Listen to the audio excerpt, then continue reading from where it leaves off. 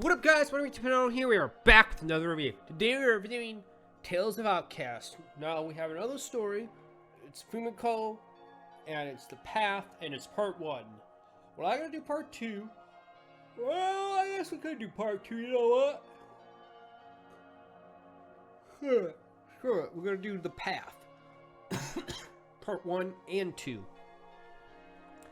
So let's get started with this. Fumiko, is it not because you are my daughter that... It is not because you are my daughter that you must train harder than others.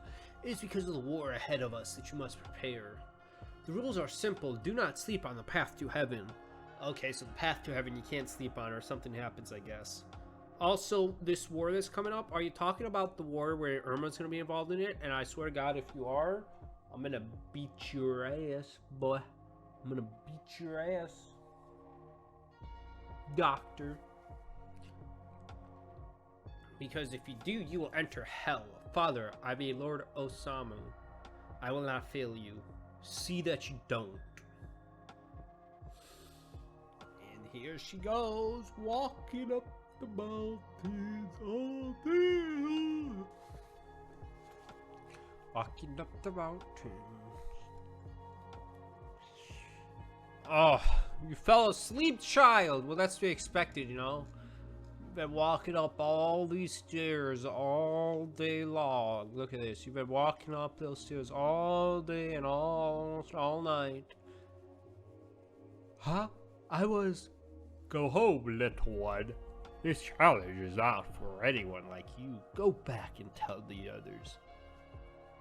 I am Fumiko Yuramoto, daughter of the great Lord Osamu Yuramoto, master of all the province of this land. I am future captain of the Lord's Guard. Is that right? Then why are you still down here? Determination. Good luck, dear.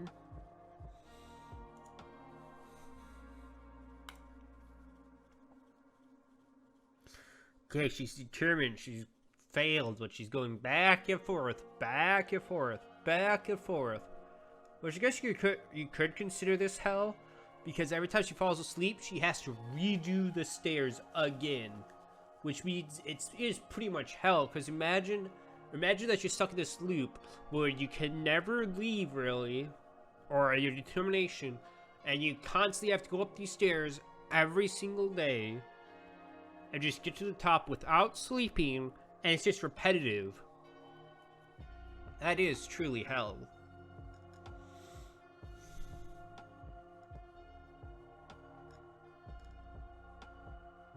Look at that.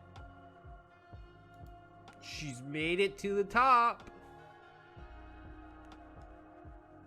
She made it to the top, but passed out. Oh man, I think she was supposed to make it to the top and then fight this big boss that's here.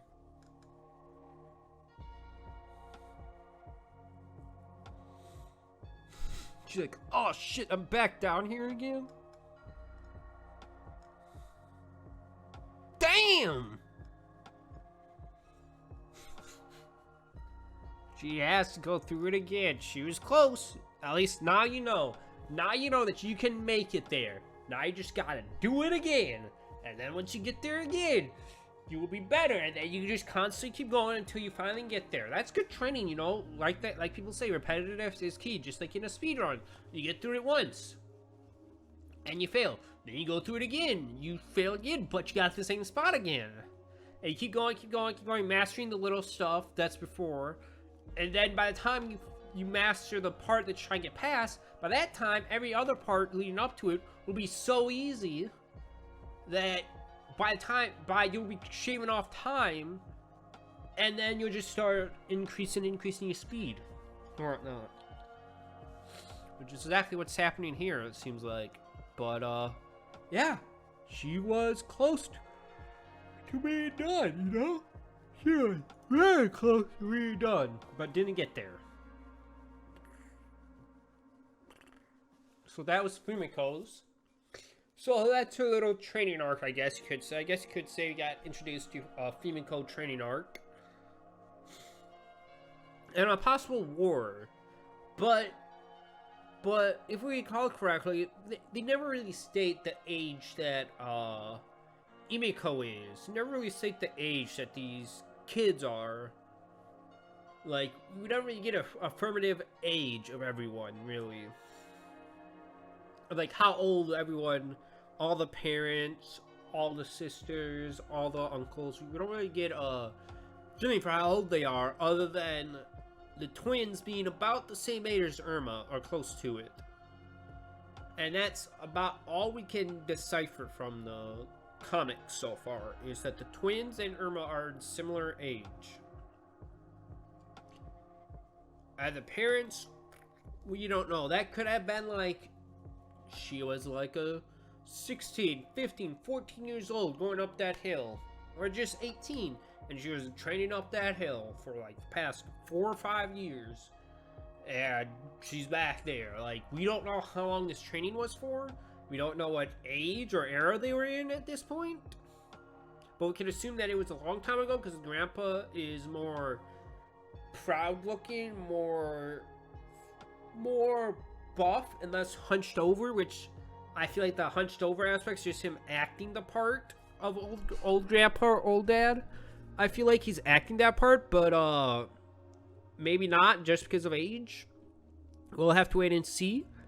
But yeah, so that's about it. So that's the path. She went through hell and she got stronger because of it, it looks like. So we're gonna see what happens next, you know? Only time will tell with the series of Erma. And update, I don't know about Erma, but Erma may not be back till next, I may not be doing another Erma review until December, which sucks, but it's what I gotta do until the author updates again, which sucks, but it makes sense because he's on a break, and that makes sense, and he also needs to come up with a storyline. Starts getting everything returning back to center, because he introduced a bunch of information through these Tales of Outcasts and a bunch of information through the final chapters of Reunion's End.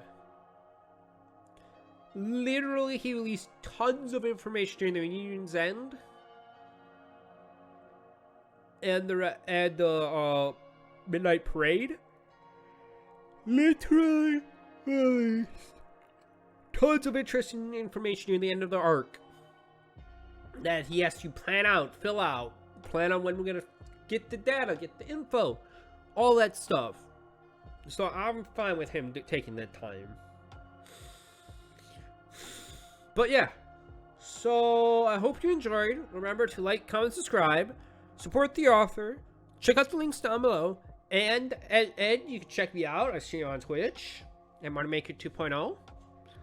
And, yeah, that's about it. So, without further ado, I hope you have a wonderful evening today.